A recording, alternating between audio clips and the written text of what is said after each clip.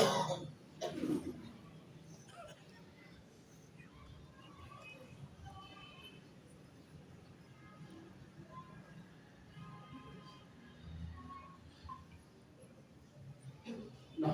ونصلي على رسوله الكريم أما بعد فأعوذ بالله السميع العليم من الشيطان الرجيم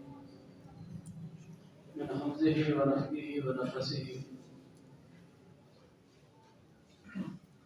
قابل صد احترام بھائیوں اور بزرگوں، اللہ رب العالمین نے ہم گناہگار بندوں پہ یہ بہت بڑا احسان کیا ہوا ہے کہ جن کو اللہ نے اپنی شریعت، اپنے دین، اپنے نبی علیہ السلام کے فرامین کی پہچان کروائی ہوئی ہے، اور اللہ نے بڑے بڑے خوبصورت موتی جو ہیں نبی علیہ السلام کی زبان سے اس امت کو عطا فرمائے. نبی مکرم صلی اللہ علیہ وسلم کے صحابہ کرام رضوان اللہ علیہم اجمعین حضور علیہ السلام کی زبان نبوت سے نکلنے والے ان فرامین کو، ان ارشادات کو بڑی قدر اور محبت کی نگاہ سے دیکھا کرتے تھے. حضرت ابو ہریرہ رضی اللہ تعالیٰ عنہ وہ مسجد نبوی کے اندر درس دے رہے تھے، دمشق کی جامع مسجد میں درس دے رہے تھے. تو وہاں پہ حضرت عبداللہ بن عمر رضی اللہ تعالیٰ عنہ نے لوگوں میں اعلان کیا. آپ فرماتے ہیں کہ لوگوں، مسجد کے اندر جناب رسول اللہ صلی اللہ علیہ وسلم کی وراثت کو تقسیم کیا جانے لگا ہے، اور اپنا اپنا حصہ وصول کر دو. اب وراثت کا لفظ جب بھی بولا جائے گا لوگ سمجھیں گے پراپرٹی وراثت ہوتی ہے،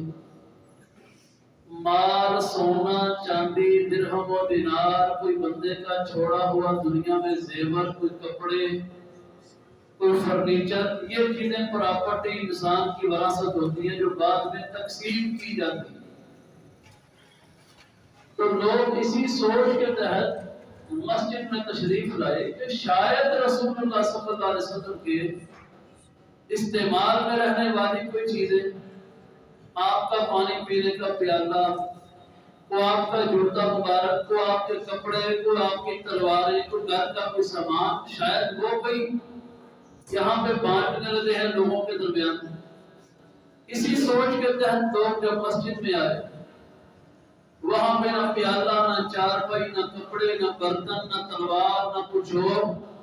محض ابو ہریرہ رضی اللہ تعالیٰ عنہ بیٹھے ہوئے لوگوں کو حدیث رسول علیہ السلام سنا رہے تھے. تو لوگوں نے عبداللہ بن عمر سے کہا کہ آپ نے تو اعلان کیا تھا اللہ کے رسول علیہ السلام کی وراثت تقسیم ہو رہی ہے، یہاں پہ تو کچھ بھی نہیں. تو تب انہوں نے حدیث پڑھی کہ جناب رسول اللہ صلی اللہ علیہ وسلم نے ارشاد فرمایا، اِنَّا مَعَشَرَ الْأَنْبِيَاءِ لَا نُورَثُ دِرْهَمًا وَلَا دِینَارًا. ہم جو نبیوں کی جماعت ہیں، صرف حضور علیہ السلام نہیں،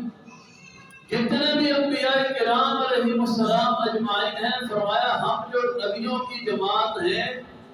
ہماری وراثت درہم اور دینار نہیں ہوا کرتے. انما ورث العلم،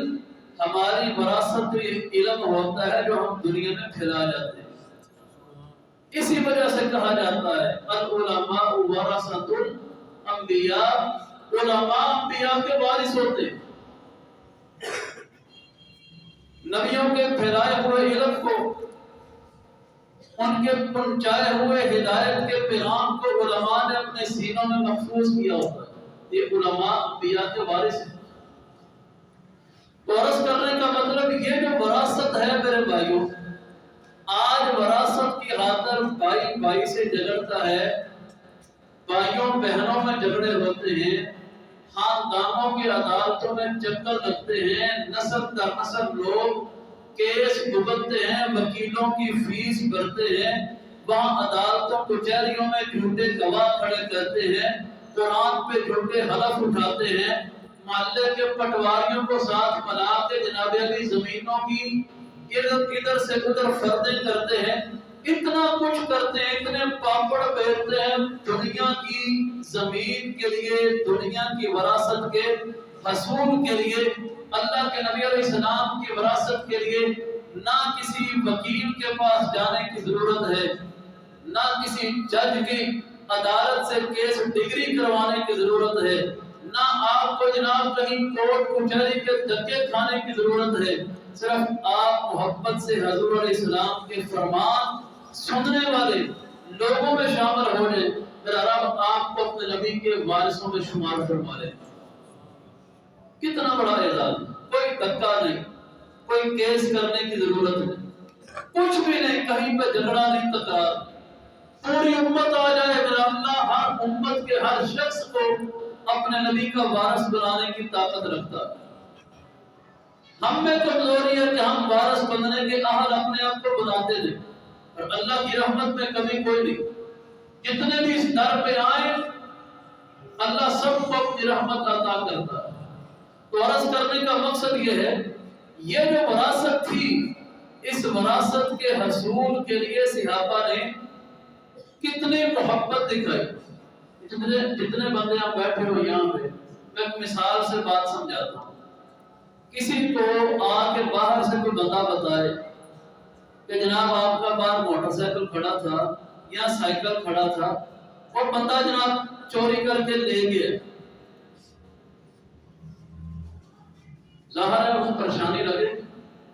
بھاگے گا پیچھے، ہو سکتا ہے دوبارہ کہ اس مسجد میں نماز نہیں پڑھنی ہے تو موٹر چکیاں دی۔ حضرت عمران بن حسین رضی اللہ تعالیٰ عنہ نبی صلی اللہ علیہ وسلم کے پاس آئے مسجد نبوی میں، تو اونٹنی جو ہے نا باہر باندھ کے آ گئے، حضور علیہ السلام حدیثیں بیان فرما رہے ہیں۔ ایک بندہ آیا، کہتے ہیں عمران آپ کی وہ جو اونٹنی تھی نا اور رسی کھول کے باندھ دی۔ حضرت عمران بن حسین رضی اللہ تعالیٰ عنہ پیچھے بھاگے، اونٹنی تو نہ ملی، کدھر گئی؟ واپس آئے،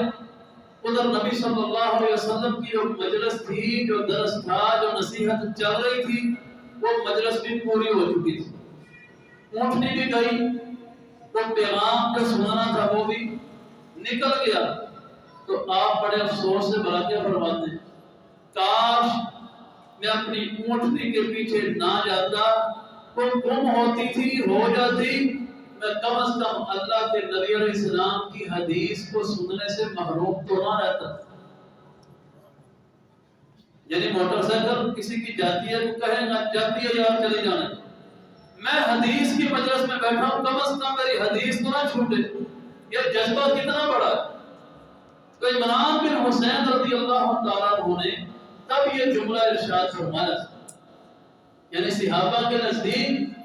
اونٹنی کے گم ہونے کا اتنا افسوس نہیں تھا جتنا رسول اللہ صلی اللہ علیہ وسلم کی مجلس سے محروم ہو جانے کا ان کو افسوس لگا ہوتا۔ امام ابن کثیر رحمۃ اللہ علیہ نے ایک واقعہ درج کیا، یہ جو آیت ہے نا قرآن کی، الم یعن للذین آمنوا ان تخشع قلوبهم لذکر اللہ، اس آیت کے تحت دیگر ائمہ مفسرین نے بھی اس واقعے کو درج کیا ہے۔ فرماتے ہیں کہ نوجوان آتا ہے رسول اللہ صلی اللہ علیہ وسلم کی مسجد میں نماز پڑھنے کے لیے، مسجد نبوی میں، ادھر نماز فجر کی جماعت ہو چکی تھی۔ اب اس کو دکھ کیا لگا ہے، میری جماعت چلی گئی، مسجد نبوی کے اندر میں اللہ کے رسول علیہ السلام کے پیچھے فجر کی نماز میری چلی گئی۔ جماعت کا دکھ تو ہے، بڑا دکھ یہ ہے کہ رسول اللہ کے پیچھے نماز پڑھنی تھی صلی اللہ علیہ وسلم، وہ چلی گئی۔ اس غم میں اس نوجوان نے جناب مارے غم کے چیخ ماری، زمین پہ گر گئی۔ صحابہ فرماتے ہیں ہم سارے جمع ہوئے، اس کے قریب جب بیٹھے اس کے دل پہ ہاتھ رکھا، اتنا غم اس بندے نے لیا، اس جوان نے، اس کے دل کی کیفیت بدلی ہوئی تھی، صحابہ کے ہاتھوں کے اندر ہی نوجوان دم توڑ گیا۔ اندازہ فرمائیے ان لوگوں نے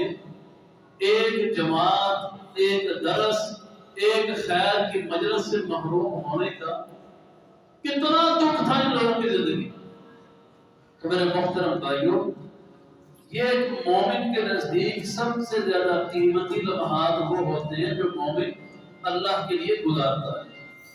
تو ایسی مجلسیں، ایسے پیغام، ایسے موتی آپ کو جہاں کہیں سے ملے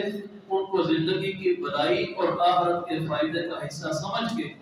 پوری توجہ سے جناب اللہ کی رضا کے لیے بیٹھیں کہ اللہ اس مجلس کے بدلے ہم سے راضی ہو جائے، اللہ یہ ہمارا بیٹھنا جو ہے قبول فرما دے۔ تو یہ جذبہ ہونا چاہیے۔ اللہ رب العالمین اسی محبت پہ جینے کی اور اسی محبت پہ ہمیں مرنے کی توفیق عطا فرمائے۔